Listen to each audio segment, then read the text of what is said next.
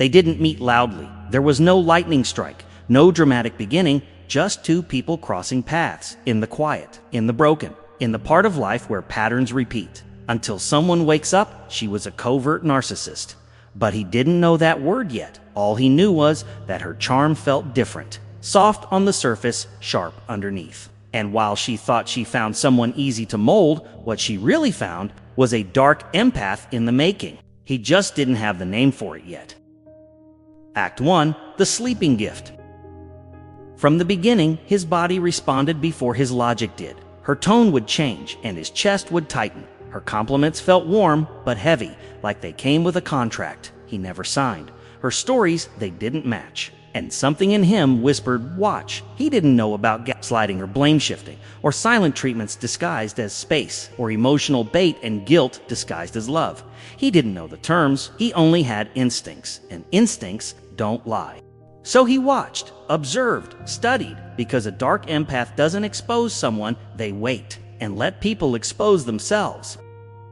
Act 2. The Fall of Her Mask.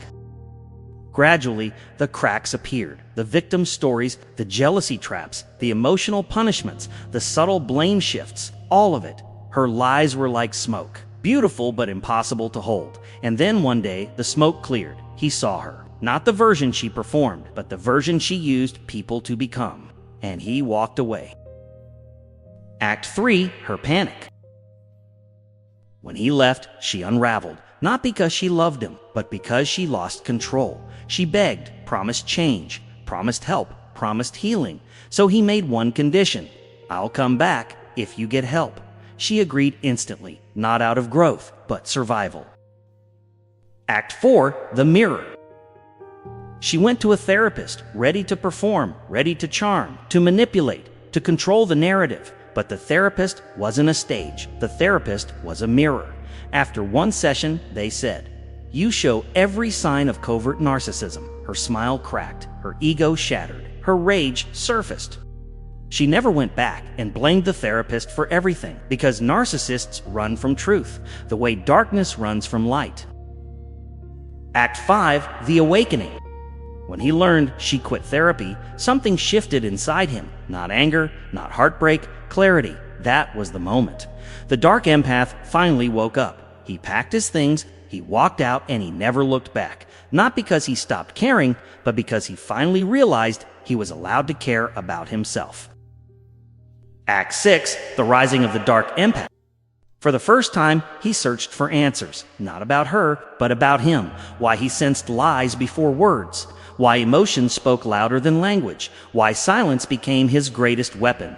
He studied emotional patterns, trauma imprinting, shadow empathy, manipulation, detection, the dark triad, boundary intuition, empathic counter-strategies, and then he found the term dark empath. A person who feels deeply, sees clearly, loves intensely, but refuses to be controlled. A person who senses manipulation before the manipulator senses intent. A person who becomes dangerous the moment they understand their gift, and suddenly everything made sense. His silence, his insight, his intuition, his ability to walk away without hate, without noise, without regret.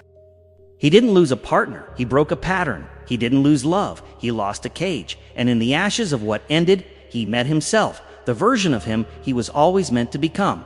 The dark empath, awake, aligned, unmanipulatable, purpose-driven, and finally, free.